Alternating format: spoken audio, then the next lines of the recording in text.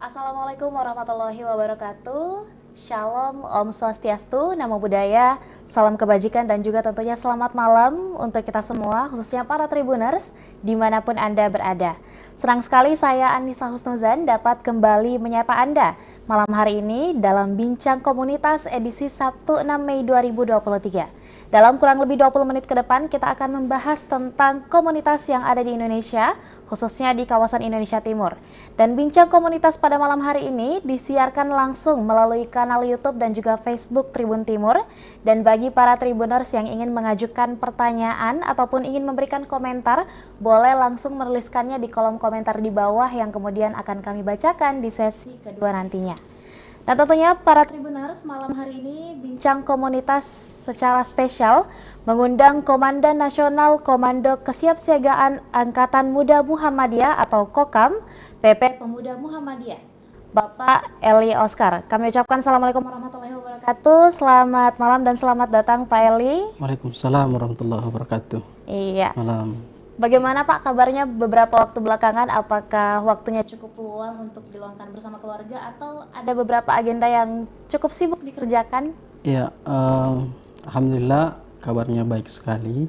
Dan beberapa hari terakhir ini memang teman-teman di Kokam itu disibukkan dengan ada masalah kecil tentang statement dari seorang ASN yang mencoba memperkeruh suasana. Dan itulah yang dikerja oleh teman-teman Kokam. Oke, kita hold dulu soal masalah kecilnya. Sebelum itu mungkin boleh dijelaskan dulu mungkin Pak Eli terhadap untuk para Tribuners tentang bagaimana mungkin latar belakang pendidikan dari Pak Eli sendiri ataupun juga latar belakang organisasi sehingga pada hari ini tentunya sudah berhasil menjadi pemimpin salah satu organisasi kepemudaan di tingkat nasional. Ya, baik. Bismillahirrahmanirrahim. Assalamualaikum warahmatullahi wabarakatuh. Waalaikumsalam. Dan salam sejahtera buat kita semua. Selamat malam bagi teman-teman Tribuners yang insya Allah dirahmati oleh Allah Subhanahu wa Ta'ala, dimuliakan hidupnya dimanapun dan kapanpun berada. Perkenalkan, tak kenal katanya ya ta'aruf. Nanti sudah ta'aruf baru muncul kasih sayang. Jadi nama saya memang agak unik sedikit. Nama saya itu sejak lahir dikasih nama oleh ibu tercinta itu Muhammad Ilyas. Cuma karena perjalanan sejarah nama saya berubah menjadi Eli. Jadi ketika aktif di organisasi saya tambahlah nama saya menjadi Eli Oscar. Oscar itu dari gabungan orang tua saya, Usman Karoncing. Jadi kan dulu selalu dianggap perempuan karena namanya Eli. Maka saya tambahlah nama saya menjadi Eli Oscar. Saya asli Bugis Sinjai. Jadi saya alhamdulillah lahir di Kabupaten Sinjai, kemudian besar dan selesai di Kabupaten Barru. Jadi SMA saya selesai di Kabupaten Barru. Jadi saya sebenarnya dari latar belakang pendidikan saya adalah alumni atau luaran dari pesantren ke pesantren. Jadi sejak MTS, Sanawiyah, SMP sudah masuk pesantren dan terakhir di Kabupaten Barru.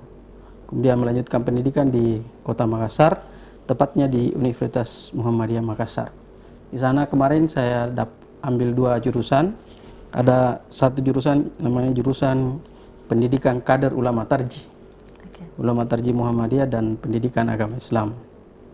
Dan alhamdulillah hari ini saya sudah jadi dosen di sana dan sekaligus jadi pimpinan di Fakultas Agama Islam sebagai wakil dekan 3 Fakultas Agama Islam Universitas Muhammadiyah Makassar dan membawahi teman-teman mahasiswa dan alumni. Latar belakang organisasi saya semenjak saya SMP saya sudah masuk di Ikatan Pelajar Muhammadiyah di Kabupaten Sinjai, kemudian lanjut di Kabupaten Barru dan menjadi ketua pimpinan daerah IPM di Kabupaten Barru. Kemudian di tahun 2012-2014 saya terpilih menjadi ketua umum pimpinan wilayah Ikatan Pelajar Muhammadiyah Sulawesi Selatan.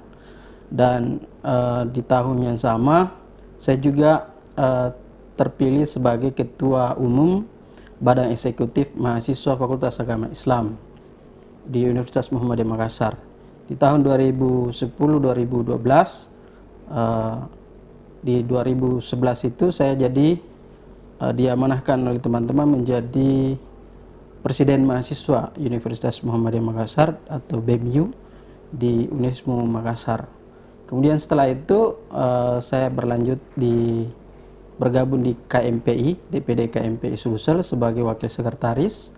Nanti setelah 2016-2019 saya terpilih jadi sekretaris DPD KMPI Sulawesi Selatan, mendampingi Ketua Bung Imran Eka Saputra. Kemudian di tahun 2019 kemarin di Parepare, alhamdulillah teman-teman pemuda Muhammadiyah se-Sulawesi Selatan berikan kepercayaan kepada saya sebagai Ketua Pimpinan Wilayah Pemuda Muhammadiyah Sulawesi Selatan sampai hari ini. Jadi di periode pemuda itu 4 tahun. Kalau periode KMPI 3 tahun. Kalau periode di IPM 2 tahun. Periode di BEM itu 2 tahun juga. Dan kemarin ini alhamdulillah teman-teman pemuda Muhammadiyah se-Indonesia berikan kepercayaan kepada saya secara pribadi untuk menjadi Komandan Kokam, Komandan Nasional Kokam Pemuda Muhammadiyah. Itulah saya pikir sekelumit perjuangan kenapa bisa sampai jadi berada di jajaran pimpinan pusat Pemuda Muhammadiyah. Sebenarnya kenapa teman-teman memberikan kepercayaan kepada saya sebagai Komandan Kokam Nasional? Karena waktu Muktamar Pemuda Muhammadiyah di Kalimantan Timur di Balikpapan, alhamdulillah teman-teman Kokam Sulsel ini membawa pasukan, kita hadir di sana sebanyak 320 orang dan 100 Kokam, pasukan Kokam lengkap yang mengawal berjalannya Muktamar. Mungkin dari situ teman-teman berpikir untuk memberikan Komandan Kokam ini. Oke, luar biasa. Begitu. Nah, mendengar mungkin cukup panjang juga karir yang dibangun ataupun yang dijalani oleh Pak Eli sendiri dalam beberapa organisasi kepemudaan, khususnya di Muhammadiyah sendiri. Tadi adalah merupakan kader pemuda Muhammadiyah juga, lalu kemudian diberikan IPM dan juga diberikan kepercayaan menjadi komandan nasional dari Kokam sendiri. Boleh mungkin dijelaskan terkait dengan motivasi terbesarnya untuk terjun dan memberikan pengabdian terhadap organisasi kepemudaan Muhammadiyah tentunya, apalagi melihat bahwa kesibukannya bukan cuman sebagai organisatoris ya, melainkan juga sebagai tenaga pendidik seperti yang tadi oleh Kaili sampaikan. Ya, sebenarnya dari tempaan perkaderan di Muhammadiyah berikan kita kesempatan untuk mengabdi sebesar-besarnya dan seluas-luasnya. Mumpung masih muda, ya kita gunakan waktu dan kesempatan kita untuk terus berproses dan memantaskan diri supaya kelak ketika kita sudah terjun di masyarakat, kita bisa menjadi minimal tidak menjadi beban bagi kehidupan masyarakat kita. Jadi di Pemuda Muhammadiyah ini adalah terminal terakhir orang berangkatan muda Muhammadiyah di Muhammadiyah. Jadi nanti setelah di Pemuda Muhammadiyah sudah di Kokam, mereka ini setelah mereka melalui proses di Pemuda Muhammadiyah nanti itu terjun ke dia kader persyarikatan ke kader di Muhammadiyah atau kader umat ataupun di kader bangsa. Jadi nanti setelah di Pemuda Muhammadiyah baru bisa terjun ke bidang-bidang lainnya. Dan motivasi terbesar kita ya Pemuda Muhammadiyah ini selalu mengajarkan, Muhammadiyah selalu mengajarkan kepada kader-kadernya untuk anfa'um linnas. Jadi khairun nas anfa'hum linnas. Sebaik-baik manusia adalah manusia yang punya manfaat lebih bagi kehidupan kita. Dan itulah yang menjadi motivasi dari teman-teman Pemuda Muhammadiyah sampai hari ini. Kita sudah, walaupun secara umur saya sudah 34 tahun, kalau di undang-undang kan 30 tahun. Tapi di anggaran dasar, anggaran rumah tangga Pemuda Muhammadiyah itu membatasi kita di umur 40 tahun. Sampai di umur 40 tahun. Oke. Begitu. Artinya walaupun usianya mungkin sudah 30 tahun ke atas, tapi semangatnya harus tetap semangat pemuda ya kayaknya. Ya, tentu. Jadi walaupun kita sudah di umur 30 tahun ke atas, tapi semangat itu ya tidak pernah menjadi tua. Ya terus semangat untuk semangat anak muda lah. Iya, khususnya dalam memberikan kebermanfaat untuk orang-orang di sekitar dan juga masyarakat ya Kak ya. Ya. Nah selanjutnya mungkin sekaitan dengan Kokam yang kini dikomandoi oleh Kak Eli sendiri selaku Putra Sulsel. Apakah sebelumnya memang sudah pernah ada Putra Sulsel yang menduduki jabatan yang serupa, atau memang ini adalah kali pertama juga Putra Sulsel mendapatkan kesempatan atau mungkin diberikan amanah untuk menjabat posisi ini Kak? Ya baik. Untuk periode pimpinan Pusat Pemuda Muhammadiyah periode 2023-2027 ini, itu kan ketuanya alhamdulillah sejak pemuda lahir, baru kali ini Pemuda Muhammadiyah Indonesia ini dipimpin langsung oleh kader Pemuda Muhammadiyah dari Sulawesi Selatan, yaitu Kakanda Sulfikar Ahmad Tawalla. Beliau adalah anak dari seorang kiai Muhammadiyah di Sulsel, Buya Ahmad Tawalla, dan beliau juga mantan ketua umum pimpinan wilayah Ikatan Pelajar Muhammadiyah. Jadi prosesnya itu tidak instan, lalu kemudian beliau dipercaya menjadi ketua umum hari ini, dan itu pula lah yang menyebabkan teman-teman dari kader-kader Sulsel ini punya giro, semangat, dan kepercayaan yang kuat untuk kemudian berkarir di pusat ibu kota. Kan tidak mudah ini Pak. Tidak mudah kita bertahan di ibu kota negara. Jadi kejam, katanya ibu kota itu adalah lebih kejam dari ibu tiri.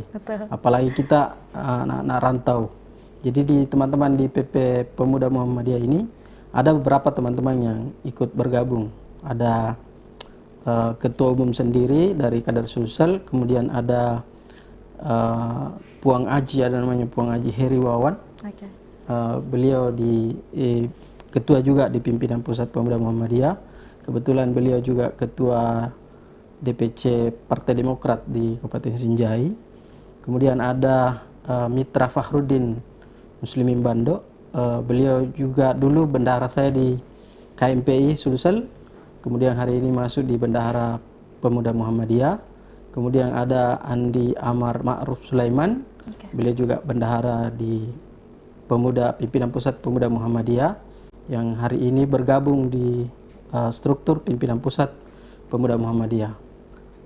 Ini untuk kali pertama dari teman-teman Sulsel itu banyak yang kemudian bisa berkolaborasi dan masuk di jajaran pimpinan pusat. Dan kader asli dari Sulsel yang misalnya besar dan berproses di Sulawesi Selatan, ya baru pertama kali juga Komandan Nasional Kokam itu dari Sulsel. Sampai hari ini juga saya masih ketua pimpinan wilayah Pemuda Muhammadiyah. Insya Allah tahun ini sudah berakhir, dan kami mengabdikan diri untuk Pemuda Muhammadiyah di pimpinan pusat.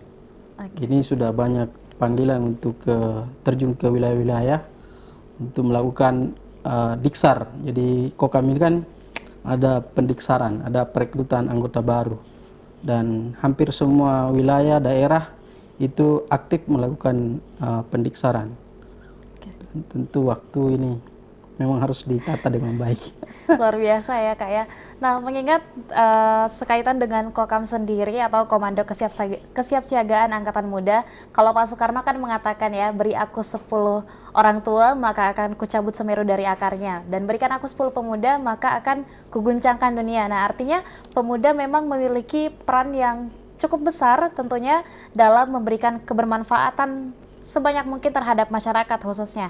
Nah, boleh mungkin Kak dijelaskan sendiri apa sebenarnya tugas dari Kokam Muhammadiyah itu sendiri?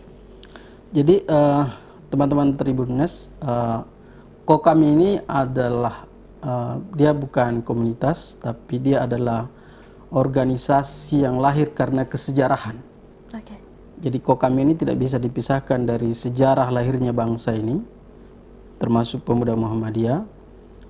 sejarah kelahiran Kokam ini kan ketika tahun 65 itu bergejolak PKI, dan Kokam lahir ini untuk menjaga dan mengabdikan diri untuk menjaga bangsa ini dan persyarikatan Muhammadiyah. Jadi tugas dan tanggung jawab Kokam itu bagaimana menjaga keutuhan Negara Kesatuan Republik Indonesia, termasuk menjaga Muhammadiyah. Jadi Muhammadiyah ini adalah salah satu pendiri bangsa ini, maka siapa yang coba ulek-ulek atau kucik-kucik Muhammadiyah sama halnya dengan bagaimana menafikan peran dari kebangsaan kita. Dan kemarin sempat ada, dan ini pertama kali mungkin saya sampaikan ke teman-teman Tribuners, ujaran kebencian yang dilakukan oleh salah satu PNS di BRIN, dan alhamdulillah sudah ditangani oleh pihak kepolisian. Kami memang menginformasikan dan menginstruksikan kepada seluruh teman-teman Kokam, pasukan Kokam untuk proaktif dalam melakukan pengawalan kasus, tapi tidak dengan main hakim sendiri. Betul. Dan teman-teman Kokam sudah menunjukkan diri bagaimana mereka memperlakukan orang yang mungkin hilaf, itu tetap diserahkan kepada pihak kepolisian untuk memproses. Dan alhamdulillah Mabes Polri langsung yang mengambil alih kasus ini, dan kerja-kerja kita di Kokam ya bagaimana meredakan teman-teman di bawah supaya pengawalan kasus itu tidak main hakim sendiri. Dan teman-teman Kokam sudah menunjukkan itikat baiknya, dia tidak main hakim sendiri, walaupun hanya dikunjungi rumahnya untuk tetap ada proses tabayun. Siapa tahu mungkin ya ada hal yang tidak bisa dikompromikan, dan teman-teman Kokam sudah melakukan itu, dan alhamdulillah sekarang sudah ditahan. Dan kerja-kerja Kokam ini kerja Kokam ini pertama adalah Kokam ini punya landasan gerakan. Yang pertama adalah bagaimana Kokam dan kemanusiaan. Jadi spirit Al-Ma'un itu tetap menjadi pedoman dan pegangan dari teman-teman Kokam, bagaimana teman-teman Kokam ini punya manfaat lebih bagi kehidupan manusia dimanapun dan kapanpun dia berada. Jadi spirit Al-Ma'un itu kan bagaimana pemberdayaan masyarakat kita yang mustadafin, masyarakat yang lemah, menyantuni anak yatim, fakir miskin, dan seterusnya. Itu semangat Al-Ma'un itu yang menjadi prioritas teman-teman Kokam. Teman-teman Kokam rela memberikan waktu, tenaga, dan uangnya untuk bagaimana bisa bermanfaat bagi kemanusiaan. Oke, luar biasa ya Kak ya. Yang kedua ya ada Kokam dengan kebencanaan. Kita tahu di negara kita ini ya, daerah kita ini selalu dilanda bencana. Jadi teman-teman Kokam setiap ada bencana, teman-teman Kokam lah yang pertama kali terjun ke lapangan untuk membantu saudara-saudara kita yang memerlukan bantuan, tanpa melihat bahwa itu adalah kader Muhammadiyah, itu adalah Islam. Intinya adalah teman-teman itu adalah manusia yang butuh uluran tangan dan bantuan dari teman-teman Kokam. Oke, luar biasa. Nah, masih sekaitan mungkin dengan Kokam dan juga kepengurusan Pusat Muhammadiyah, Pemuda Muhammadiyah tentunya. Dalam pengurus Pusat Pemuda Muhammadiyah periode kali ini dilihat banyak diisi oleh pemuda Sulawesi Selatan ya Kak ya. Bisa mungkin diceritakan sedikit tentang bagaimana proses konsolidasinya terhadap para Tribuners? Ya, baik. Teman-teman Tribuners, jadi Pemuda Muhammadiyah Sulawesi Selatan ini mencetak sejarah baru, karena untuk pertama kalinya selama 90 tahun ini. Jadi Pemuda Muhammadiyah ini lebih tua daripada Republik Indonesia, ikut mendirikan bangsa ini. Lalu dari jangka waktu 90 tahun itu, pertama kali teman-teman Pemuda Muhammadiyah, kader asli Pemuda Muhammadiyah Sulawesi Selatan menduduki jabatan sebagai Ketua Umum pimpinan pusat Pemuda Muhammadiyah. Dan itu tidak dikerja dengan sederhana, tetapi butuh konsolidasi, penyatuan ide dan gagasan teman-teman pemuda Muhammadiyah se-Indonesia. Lalu kemudian teman-teman pemuda se-Indonesia ini memberikan kepercayaan penuh kepada ketua umum terpilih, dan tentu selamat kepada ketua umum terpilih ini melakukan komunikasi dengan teman-teman pemuda Muhammadiyah Sulawesi Selatan. Itulah yang membuat teman-teman pemuda Muhammadiyah Sulawesi Selatan banyak yang, bukan banyak sih, cuma 5. Jadi ada 5 orang yang masuk di jajaran pimpinan pusat pemuda Muhammadiyah. Dan di pemuda Muhammadiyah ini Mbak, jadi Kakanda ketua umum ini lebih kepada bagaimana membawa pemuda Muhammadiyah menjadi pemuda negarawan. Jadi pemuda negarawan ini salah satu falsafah gerakannya, landasan gerakannya, pilar gerakan dari pemuda negarawan itu ya diantaranya, salah satu diantaranya tentang bagaimana pemuda Muhammadiyah ini tak acuh dengan politik kebangsaan. Jadi politik kebangsaan ini menjadi sesuatu yang penting untuk pemuda Muhammadiyah melibatkan diri. Seperti itu. Nah, berbicara tentang potensi atau mungkin juga peluang-peluang yang dimiliki oleh kader-kader dari Muhammadiyah sendiri untuk turut bergabung dalam politik kebangsaan seperti yang tadi Kak Eli sempat sampaikan, apakah sampai hari ini ada pemuda-pemuda dari Muhammadiyah yang berhasil mungkin menduduki atau mengemban jabatan dan juga amanah sebagai tokoh politik ataupun pemerintahan di tingkat nasional ataupun juga di regional Sulawesi Selatan? Ya, baik Tribuners, alhamdulillah teman-teman pemuda Muhammadiyah menitik beratkan bahwa dakwah kultural dengan dakwah struktural itu jauh lebih efektif. Dakwah struktural ini salah satu diantaranya bagaimana teman-teman memberikan dan bermanfaat lebih di struktural pemerintahan. Dan alhamdulillah teman-teman di pemuda Muhammadiyah, kalau di Sulsel ini ketua dulu wakil ketua pemuda Muhammadiyah di Sulsel, sekarang jadi anggota DPR RI Bang Mitra Fahrudin, sekarang juga bendahara pemuda Muhammadiyah pimpinan pusat. Dan kalau teman-teman daerah juga banyak di Sulsel ini. Kalau Kakanda Saharudin Arif, wakil ketua DPRD Sulsel dan sekretaris DPW Nasdem, itu adalah kader pemuda Muhammadiyah yang mengabdikan diri ke ranah kebangsaan. Jadi di Muhammadiyah ini Mbak ada minimal tiga tujuan utama dari kader-kader muda Muhammadiyah.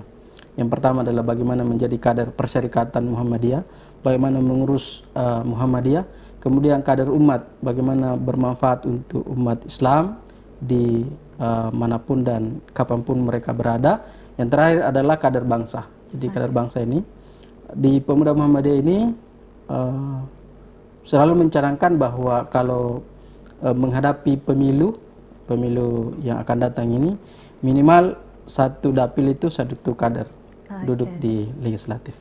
Dan ya mungkin karena saya juga adalah ketua pemuda Muhammadiyah Sulsel, saat ini juga mencalonkan diri sebagai calon DPD RI Dapil Sulawesi Selatan dari kader Muhammadiyah. Jadi pemuda Muhammadiyah ini selalu berpartisipasi aktif dalam bagaimana caranya teman-teman pemuda ini mendapatkan kekuasaan. Setelah mendapatkan kekuasaan, ya mereka berkuasa dengan benar. Berkuasa dengan benar ini sama dengan apa yang dicontohkan oleh Nabi Yusuf. Nabi Yusuf mengatakan ketika ditanya oleh raja, mau jadi apa Yusuf di sini? Nabi Yusuf menjawab, qala ja'alni hadainil ard inni hafizun alim. Kasih jadi bendahara saya di negara ini. Inni hafizun alim. Sesungguhnya saya ini adalah orang yang alim, orang yang hafiz, punya akuntabel, bisa amanah, bisa dipercaya, hafizun alim. Alim itu adalah punya pengetahuan. Jadi teman-teman memang dibekali untuk bagaimana bisa memiliki kapasitas intelektual, punya keterampilan dan juga bisa dipercaya, sehingga dari situ prosesnya bisa memantaskan diri untuk memegang jabatan-jabatan yang kemudian bisa lebih banyak manfaatnya di hari-hari mereka berkuasa. Kalau di Sulsel ini ada Kakanda Haidir Syam, Bupati Maros, itu mantan Ketua Pemuda Muhammadiyah. Ada Kakanda Amran Mahmud di Kabupaten Wajo, juga beliau adalah mantan Ketua Pemuda Muhammadiyah. Ada Pak Muslimin Bandok, mantan Ketua Pemuda Muhammadiyah. Ada Kak Rahmat Bandaso, Wakil Wali Kota Palopo, dan beberapa kadis di Sulsel itu adalah merupakan kader-kader dari Pemuda Muhammadiyah yang hari ini mengabdikan dirinya di ranah kebangsaan. Oke, luar biasa. Nah, artinya mungkin jikalau salah satu bentuk atau jalur dakwah yang ingin dilakukan adalah melalui seperti yang tadi Kak Eli sampaikan, bahwa melalui jalur struktural ya, struktural pemerintahan, politik pemerintahan, artinya memang kader-kader Muhammadiyah yang diharapkan atau saat ini mungkin sudah menduduki amanah jabatan tertentu, artinya memang harus sudah memiliki bekal yang seperti sudah Kak Eli tadi sampaikan. Boleh mungkin sedikit dijelaskan juga bentuk-bentuk pembekalan seperti apa mungkin yang hadir dalam proses kaderisasi Muhammadiyah sendiri untuk mempersiapkan kader-kader yang nantinya mampu menjadi pemimpin yang amanah, mungkin seperti itu Kak. Jadi kader-kader Muhammadiyah ini, jadi mereka berproses di Muhammadiyah itu tidak mudah dan tidak cepat, tidak instan.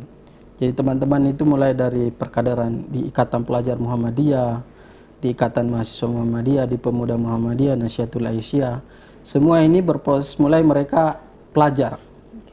Jadi mereka sudah terbiasa mengurus banyak hal, mengurus orang, mengurus perkaderan, dan disitulah mereka dilatih untuk kemudian bagaimana meningkatkan skillnya, termasuk dengan nilai-nilai yang diperjuangkan di Muhammadiyah. Jadi mereka diberikan amanah supaya bisa amanah di Ortom, Organisasi Otonom Muhammadiyah, di IPM, di MM, di Pemuda, di Nasyiah. Setelah mereka bergelut di situ, tentu teman-teman ini punya pengalaman dalam memimpin organisasi. Jadi mereka sudah punya starting awal begitu. Mereka punya poin tersendiri, kelebihan tersendiri dibanding teman-teman yang mungkin tidak bergelut di dunia organisasi. Dan di Pemuda Muhammadiyah ini kemarin, kalau memang di Pemuda Muhammadiyah ini kan saya katakan tadi terminal terakhir untuk masuk di ranah kebangsaan. Jadi di Pemuda Muhammadiyah kemarin sempat melaksanakan madrasah politik, madrasah politik dan cyber. Jadi kami mengusung tema berkuasa dengan benar. Jadi banyak orang yang berkuasa baik tapi belum tentu benar. Jadi teman-teman dilatih di situ bagaimana kita belajar dari orang-orang yang sudah sukses, termasuk pemimpin-pemimpin hari ini yang ada. Itu semua kita undang untuk berbagi kisah sukses. Bukan cuma pemimpin yang sudah sukses, tapi pemimpin yang gagal juga kita hadirkan untuk belajar kenapa mereka bisa gagal dan seterusnya. Dan kemarin alhamdulillah teman-teman banyak berpartisipasi, dan itu setelah dilakukan di Sulsel, itu juga dilakukan ke teman-teman daerah sampai cabang, dan itu juga atas petunjuk dan arahan dari teman-teman pimpinan pusat Pemuda Muhammadiyah. Oke, luar biasa.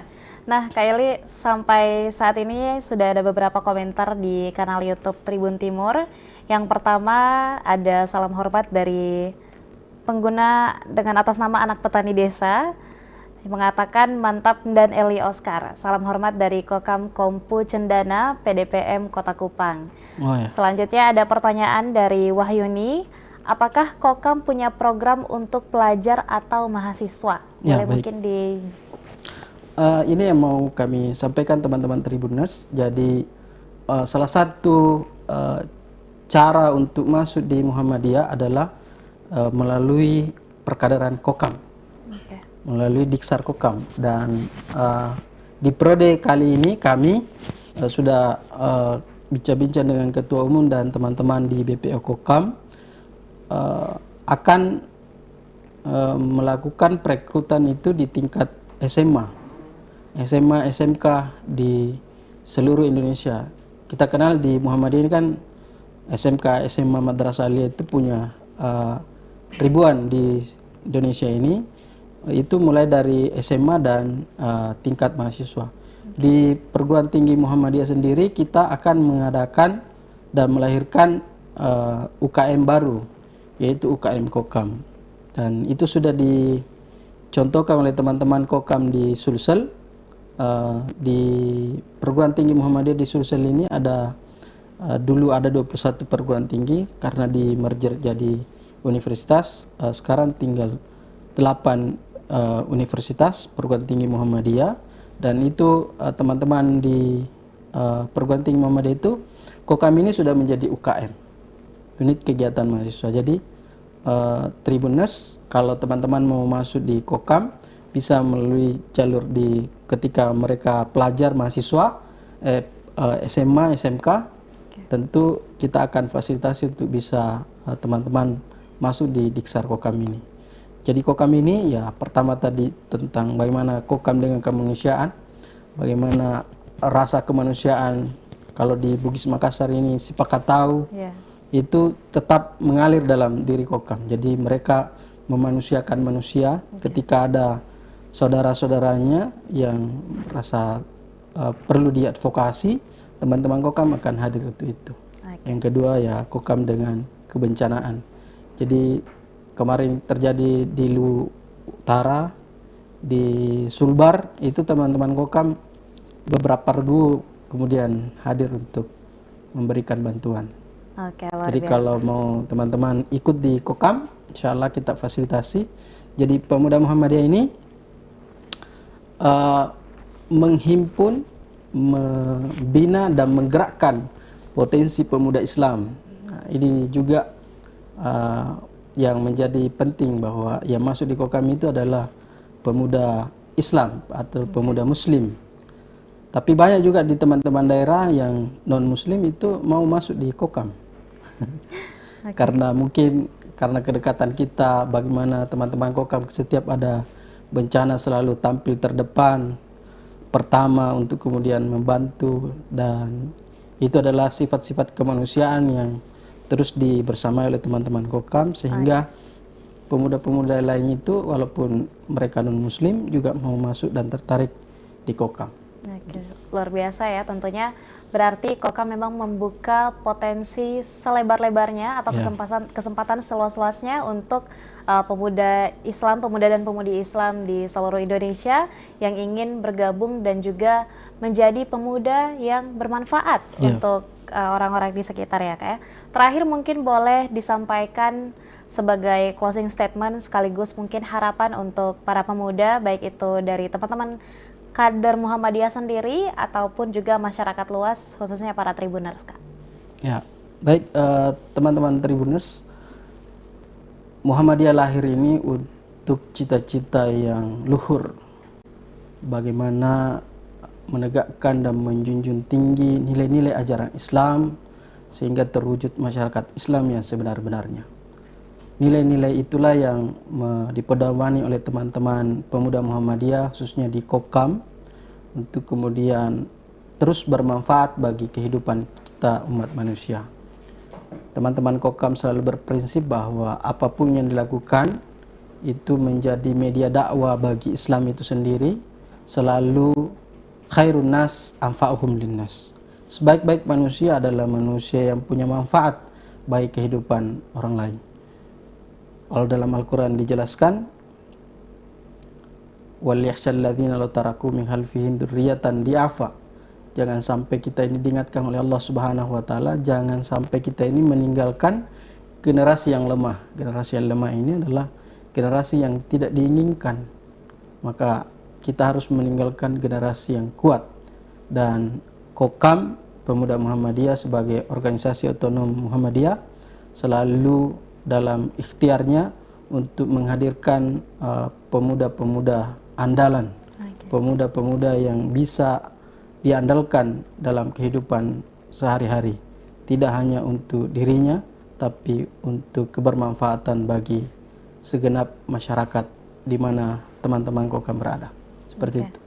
Luar biasa. Kami ucapkan terima kasih banyak tentunya untuk Kak Eli Oscar yang telah menyempatkan waktunya untuk hadir langsung di studio Tribun Timur pada malam hari ini dan berbagi semangat kepemudaan tentunya bagi para Tribuners. Dan mudah-mudahan Kak Eli dan juga saya serta seluruh Tribuners yang ada di rumah insya Allah menjadi pemuda yang seperti yang tadi Kak Eli sampaikan, mampu menebar kebermanfaatan bagi manusia lainnya. Amin ya Rabbal Alamin. Terima kasih banyak kembali kami ucapkan untuk Kak Eli dan juga para Tribuners yang sampai pada saat ini masih menyaksikan ngobrol bincang komunitas kita pada malam hari ini. Tentunya kami ucapkan terima kasih banyak dan juga tentunya seluruh Tribuners yang telah memberikan komentar dan juga pertanyaan pada sesi interaktif tadi. Saya Anissa Husnuzan dan kru yang bertugas pamit undur diri. Assalamualaikum warahmatullahi wabarakatuh dan sampai jumpa.